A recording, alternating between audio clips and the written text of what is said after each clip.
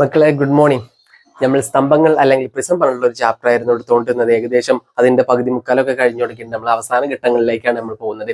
ഇന്ന് നമ്മൾ 207ാമത്തെ ഒരു പേജിലെ 3ാമത്തെ ഒരു ക്വസ്റ്റ്യൻ ആണ് നമ്മൾ ചെയ്യാൻ പോകുന്നത്. ടെക്സ്റ്റ് ബുക്ക് ഒക്കെ ഉണ്ടെങ്കിൽ നിങ്ങൾ ടെക്സ്റ്റ് ബുക്ക് ഒക്കെ എടുത്ത് വെക്കുക. ഓക്കെ, നമുക്ക് എന്താണ് ചോദ്യം എന്ന് വായിച്ചു നോക്കാം. വളരെ സിമ്പിൾ ആയിട്ടുള്ള ഒരു ചോദ്യമാണ്. ഓക്കെ, ഒരേ ഉയരമുള്ള അല്ലെങ്കിൽ ഒരേ ഹൈറ്റ് ഉള്ള രണ്ട് വൃത്തസ്തംഭങ്ങളുടെ അല്ലെങ്കിൽ രണ്ട് സിലിണ്ടറുകളുടെ പാദത്തിന്റെ ആരം ബേസ് റേഡിയസ് എന്ന് പറയുന്നത് 3:4 എന്ന അംശബന്ധത്തിലാണ് അല്ലെങ്കിൽ റേഷ്യോയിലാണ് തന്നിട്ടുള്ളത്. ഇവയുടെ വ്യാപ്തം തമ്മിലുള്ള അംശബന്ധം എന്താണ് എന്നാണ് നമ്മൾ ചോദ്യം. നമുക്കറിയാം റേഷ്യോ അല്ലെങ്കിൽ അംശബന്ധത്തിന്റെ ചാപ്റ്റർ ഒക്കെ നമ്മൾ പഠിച്ചിട്ടുണ്ട്. എങ്ങനെയാണ് അതിന്റെ ക്രിയകളൊക്കെ ചെയ്യാന്നൊക്കെ നമുക്കറിയാം. ഓക്കെ, നമ്മൾ ഒന്നുകൂടെ ചോദ്യം ഒന്ന് വായിച്ചു നോക്കാം. ഒരേ ഉയരമുള്ള രണ്ട് വൃത്തസ്തംഭങ്ങൾ. അപ്പൊ ഒരേ ഉയരമുള്ള രണ്ട് വൃത്തസ്തംഭങ്ങൾ ഒന്നും ആലോചിക്കണം മക്കളെ. ചിത്രം കൊണ്ട് വരച്ചോണ്ട് ഇതാ ഒരേ ഉയരമുള്ള രണ്ട് വൃത്തസ്തംഭം അല്ലെങ്കിൽ സിലിണ്ടർ എന്ന് പറയുമ്പോൾ അതിന്റെ ബേസ് എന്തായിരിക്കും? വൃത്തായിരിക്കും. മറ്റേ ചെങ്ങായി നമ്മൾ വരച്ചിട്ടുണ്ട്. ആയിക്കോട്ടെ, ഒരേ ഉയരാണെന്ന് നമ്മൾ പറഞ്ഞിട്ടുണ്ട്. ആയിക്കോട്ടെ, പ്രശ്നങ്ങളൊന്നുമില്ല, നമുക്ക് അതൊക്കെ കൊടുക്കാം. ഇങ്ങനെയാണ് നമ്മൾ ചിത്രം വരെ. ഏകദേശം ചിത്രത്തിന്റെ ചുരുക്കൊന്നും നോക്കണ്ട കേട്ടോ. പാദത്തിന്റെ ആരം. പാദം ഉണ്ടാവും, ഇയാൾക്ക് രണ്ടാകും പാദങ്ങൾ ഉണ്ടാവും അല്ലെ. ഇതാണ് പാദം. അപ്പൊ പാദത്തിന്റെ ആരം അല്ലെങ്കിൽ ബേസ് റേഡിയസ് എന്ന് പറയുന്നത് 3:4 ആണ്. ഒരാളത് 3 ആണ്, മറ്റേ ആളതും 3 ആണ്. അപ്പൊ ഇയാള് 3 ആണ്, മറ്റേ ആളെന്താ 4 ആണ്. ഓക്കെ, എന്ന അംശബന്ധത്തിലാണ്, റേഷ്യോയിലാണ്. ആരൊക്കെ തമ്മിലാണ്? ആരങ്ങൾ അല്ലെങ്കിൽ റേഷ്യോകൾ തമ്മിലുള്ള റേഷ്യോ ആണ് 3:4 എന്ന് പറയുന്നത്. ഇവയുടെ വ്യാപ്തം തമ്മിലുള്ള അംശബന്ധം എന്താണ്? അങ്ങനെയാണെങ്കിൽ ഇവയുടെ വ്യാപ്തം അല്ലെങ്കിൽ വോളിയം തമ്മിലുള്ള അംശബന്ധം എന്താണ് എന്നതാണ് നമ്മളോട് ചോദിച്ചിട്ടുള്ളത്. ഓക്കെ, നമുക്ക് അതിലേക്കൊക്കെ വരാം. നമ്മളോട് ചോദിച്ചിട്ടുള്ളത് എന്താ? അംശബന്ധത്തിലാണ് ഉത്തരം ചോദിച്ചിട്ടുള്ളത്. അപ്പോ ഈ ഒരു അംശബന്ധത്തെ നമ്മൾ ഒരു കോൺസ്റ്റന്റ് കൊണ്ട് അല്ലെങ്കിൽ ഒരു സ്ഥിരസംഖ്യ കൊണ്ട് നമ്മൾ മൾട്ടിപ്ലൈ ചെയ്യേണ്ട ആവശ്യമില്ല. നമ്മളുടെ ചോദ്യം വ്യാപ്തം അല്ലെങ്കിൽ വോളിയം എത്രയാണ് എന്ന് ചോദിക്കുകയാണെങ്കിൽ ഇയാളെ നമ്മൾ ഒരു കോൺസ്റ്റന്റ് കൊണ്ടോ അല്ലെങ്കിൽ ഒരു സ്ഥിരസംഖ്യ കൊണ്ടോ മൾട്ടിപ്ലൈ ചെയ്തോണ്ടോ, അതായത് 3x:4x എന്ന് എഴുതിക്കൊണ്ടു, അതായത് എക്സ് എന്ന് പറയുന്നത് ഒരു കോൺസ്റ്റന്റ് അല്ലെങ്കിൽ സ്ഥിരസംഖ്യ ആയിരിക്കും. ഓക്കെ, അങ്ങനെ ചെയ്തുകൊണ്ട് നിലവിൽ നമ്മളോട് ചോദിച്ചിട്ടുള്ളത് അംശബന്ധത്തിൽ തന്നെയാണ്. ഓക്കെ, അപ്പോൾ അതുകൊണ്ട് തന്നെ ഇയാൾ നമുക്ക് 3:4 അല്ലെങ്കിൽ 3:4 തന്നെ എടുക്കാം.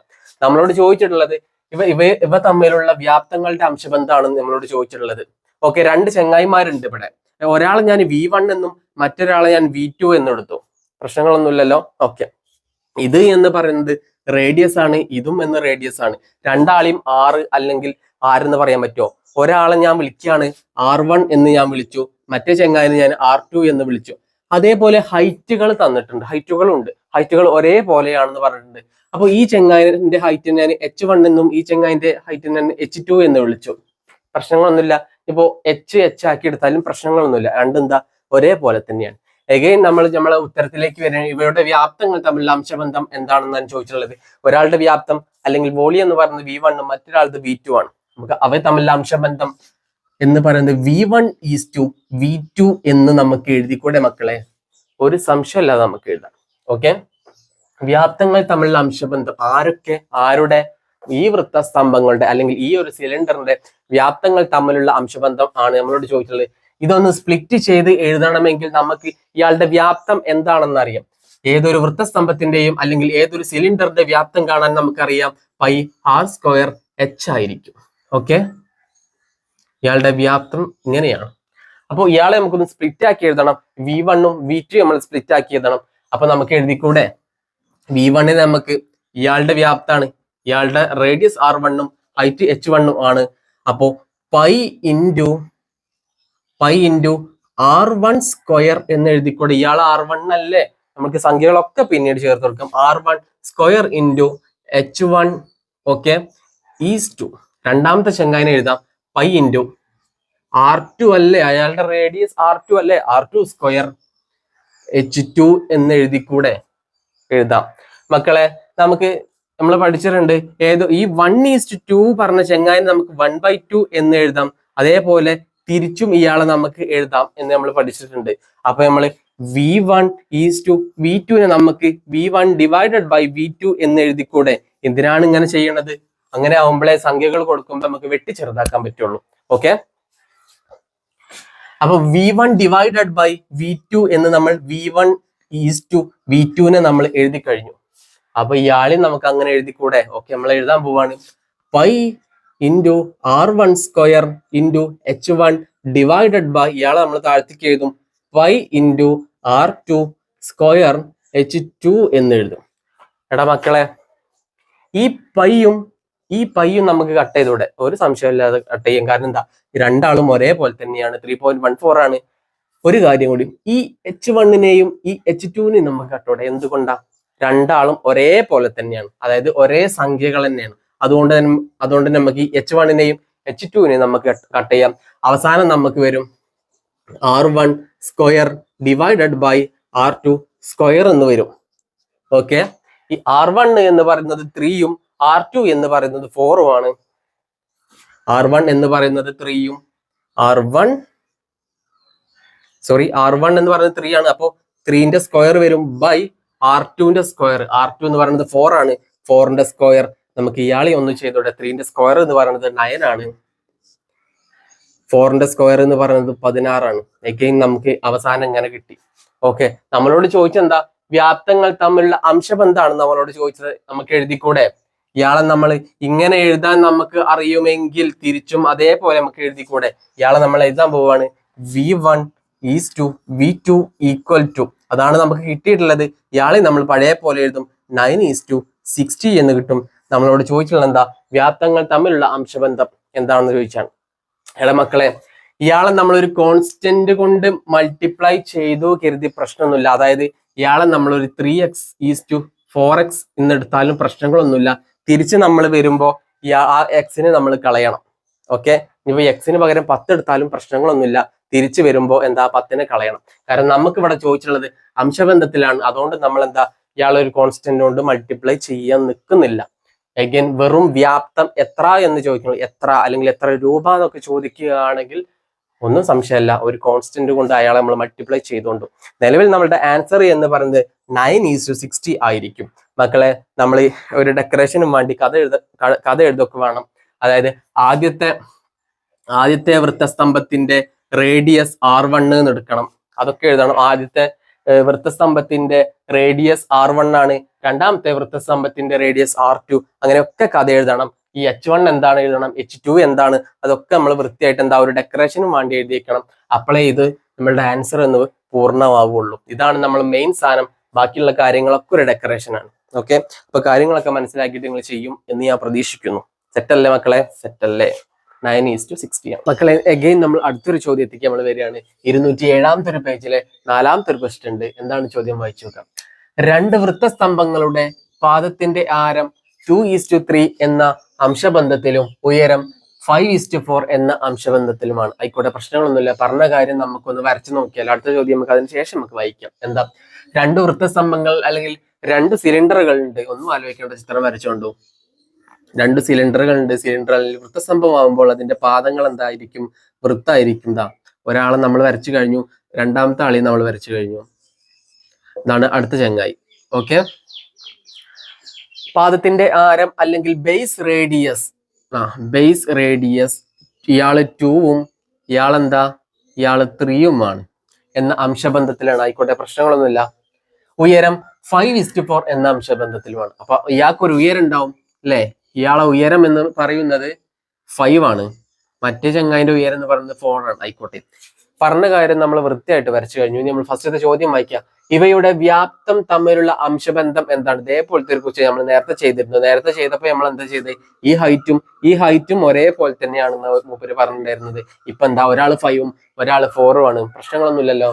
അപ്പോ ഇവയുടെ വ്യാപ്തങ്ങൾ തമ്മിലുള്ള അംശബന്ധം എന്താണ്? ഇയാളുടെ വോളിയങ്ങൾ തമ്മിലുള്ള അംശബന്ധം എന്താണ് എന്നാണ് ചോദിച്ചിട്ടുള്ളത്. ഇയാളെ വോളിയത്തെ, ഇയാൾക്കും ഒരു വോളിയം ഉണ്ടാവും, മറ്റേ ആൾക്കും ഒരു വോളിയം ഉണ്ടാവും. രണ്ടാളും വോളിയങ്ങൾ ആയതുകൊണ്ട് തന്നെ ഇയാളെ വോളിയത്തെ ഞാൻ V1 എന്നും ആ ചെങ്ങായിന്റെ വോളിയത്തെ ഞാൻ V2 എന്നും ഞാൻ വിളിച്ചു. അപ്പോൾ ഇയാളും ഈ വ്യാപ്തവും തമ്മിലുള്ള അംശബന്ധം എന്താണെന്നാണ് നമ്മളുടെ ചോദ്യത്തിൽ ചോദിച്ചിട്ടുള്ളത്. നമുക്ക് എഴുതിക്കൂടെ? ആരൊക്കെ? ഈ രണ്ട് സിലിണ്ടർ അല്ലെങ്കിൽ ഈ രണ്ട് വൃത്തസ്തംഭങ്ങളുടെ വ്യാപ്തങ്ങൾ തമ്മിലുള്ള അംശബന്ധമാണ്. നമുക്ക് അതുകൊണ്ട് തന്നെ ഇയാളുടെ വ്യാപ്തം നമുക്കറിയാം. ഏതൊരു വൃത്തസ്തംഭത്തിന്റെയും വ്യാപ്തം അല്ലെങ്കിൽ ഏതൊരു സിലിണ്ടറിന്റെയും വ്യാപ്തം കാണാൻ അല്ലെങ്കിൽ വോളിയം കാണാൻ നമുക്കറിയാം πr² h ആണെന്ന് നമുക്കറിയാം. ഇയാൾ അവിടെ നിൽക്കട്ടെ, ഇയാളെ നമുക്ക് ആവശ്യമുണ്ട്. ഓക്കെ, എന്താണ് വ്യാപ്തങ്ങൾ തമ്മിലുള്ള അംശബന്ധം. ഫസ്റ്റത്തെ ഒരു ചോദ്യത്തിനുള്ള ഉത്തരം നമ്മൾ എഴുതുകയാണ്, അതായത് V1:V2 എന്ന് നമ്മൾ എഴുതുകയാണ് മക്കളെ. അപ്പൊ നമുക്ക് എഴുതിക്കൂടെ, ഇയാൾ എന്ന് പറയുന്നത് രണ്ടാളുകളും ആരമായതുകൊണ്ട് ഇയാളെ ഞാൻ R1 എന്നും ഞാൻ വിളിക്കുകയാണ്, ഇയാളെ ഞാൻ R2 എന്ന് വിളിക്കുകയാണ്, ഇയാളെ ഞാൻ H2 എന്ന് വിളിക്കുകയാണ്, ഇയാളെ ഞാൻ H1 എന്ന് വിളിക്കുകയാണ്. പ്രശ്നങ്ങളൊന്നുമില്ലല്ലോ. അഗെയിൻ നമ്മൾ സബ്സ്റ്റിറ്റ്യൂട്ട് ചെയ്യാൻ പോവാണ്. അപ്പോൾ πr1 സ്ക്വയർ H1:2 ആദ്യത്തെ ചെങ്ങായി നമ്മൾ എഴുതി. ഇനി രണ്ടാമത്തെ ചെങ്ങായി നമ്മൾ എഴുതാൻ പോവാണ്.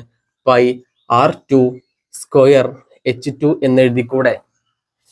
നമ്മളോട് ചോദിച്ചിട്ടുള്ള വ്യാപ്തങ്ങൾ തമ്മിലുള്ള അംശബന്ധമാണ് നമ്മളോട് ചോദിച്ചിട്ടുള്ളത്. അംശബന്ധമാണ്, വ്യാപ്തം എത്രയാണ് എന്നതല്ല.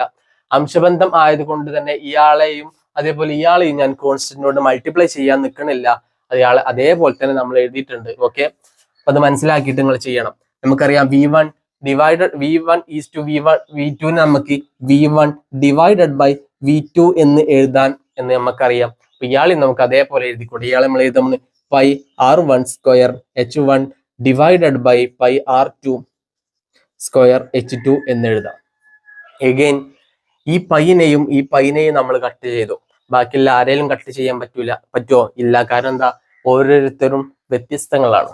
അപ്പൊ R1 എന്ന് പറയുന്നത് 2 ആണ് നമുക്കറിയാം. അപ്പൊ 2ന്റെ സ്ക്വയർ ആയിരിക്കും. 2 സ്ക്വയർ ഇൻറ്റു H1 എന്ന് പറയുന്നത് 5 ആണ്. 5 നമ്മൾ എഴുതി ഡിവൈഡഡ് ബൈ R2 എന്ന് പറയുന്നത് 3 ആണ്. അപ്പൊ 3ന്റെ സ്ക്വയർ ഇൻറ്റു H2 എന്ന് പറയുന്നത് 4 ആണ്. അപ്പൊ നമ്മൾ ഇങ്ങനെയും അയാളെ നമ്മൾ എഴുതി. മക്കളെ 2 സ്ക്വയർ എന്ന് പറഞ്ഞാൽ 4 ആണ്. താഴെ നമുക്കൊരു 4 ഉണ്ട്. അപ്പൊ ഈ 4നെയും ഈ 2 സ്ക്വയറിനെയും നമ്മൾ കട്ട് ചെയ്തു. അവസാനം നമുക്ക് എന്ത് കിട്ടും? 5 ഡിവൈഡഡ് ബൈ മുകളിൽ ഒരു 5 ഉണ്ട്, അയാൾ നമ്മൾ അതേപോലെ എഴുതി. ഇവിടെ 2 ക്യൂബ് അല്ല കേട്ടോ, R2 സ്ക്വയർ അല്ലേ, R2 സ്ക്വയർ ആണ്. സോറി, R2 എന്ന് പറയുന്നത് 3 ആണ് കേട്ടോ. R2 മാറിപ്പോയി, ആ സ്ക്വയറും ആ സംഖ്യ നമ്മൾ മാറിപ്പോയി. R2 എന്ന് പറയുന്നത് 3 ആണ്. അപ്പൊ R2ന്റെ സ്ക്വയർ, അതായത് 3ന്റെ സ്ക്വയർ, 3ന്റെ സ്ക്വയർ അതൊന്ന് ശ്രദ്ധിക്കണം കേട്ടോ. അപ്പൊ 3 സ്ക്വയർ എന്ന് പറയുന്നത് 9 ആണ്. അഗെയിൻ നമുക്ക് V1/V2 നമുക്ക് കിട്ടി. തിരിച്ച് നമുക്ക് എഴുതിക്കൂടെ, V1:V2 ഈക്വൽ ടു 5:9. നമുക്ക് ഫസ്റ്റത്തെ ഒരു ചോദ്യത്തിന്റെ ഉത്തരം കിട്ടി.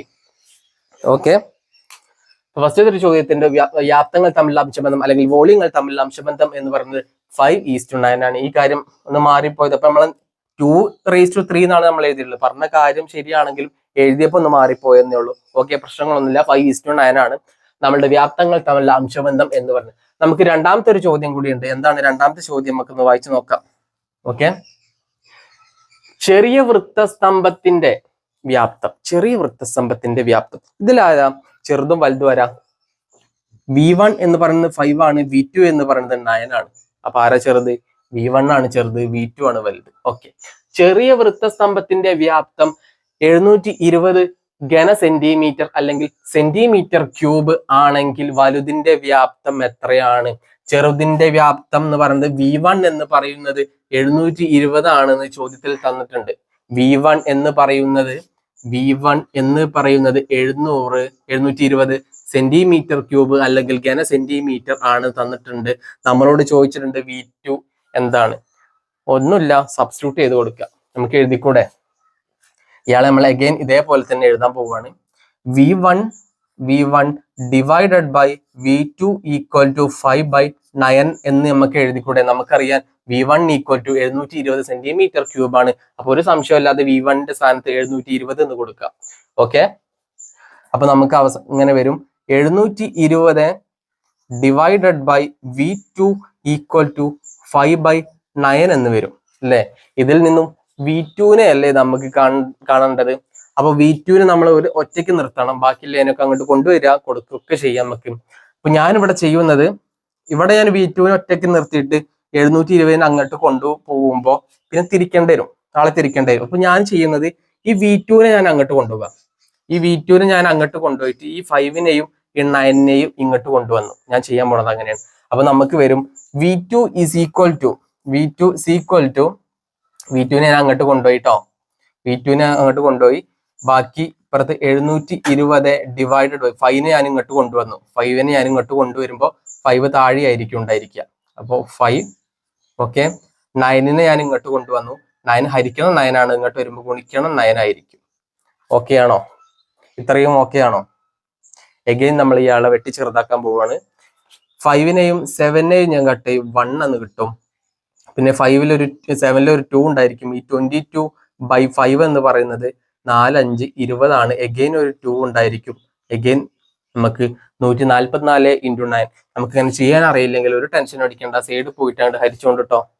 അപ്പൊ 144 × 9 ആണ്. 4 9 36 ആണ്. ഒരു 3 ഉണ്ടായിരിക്കും.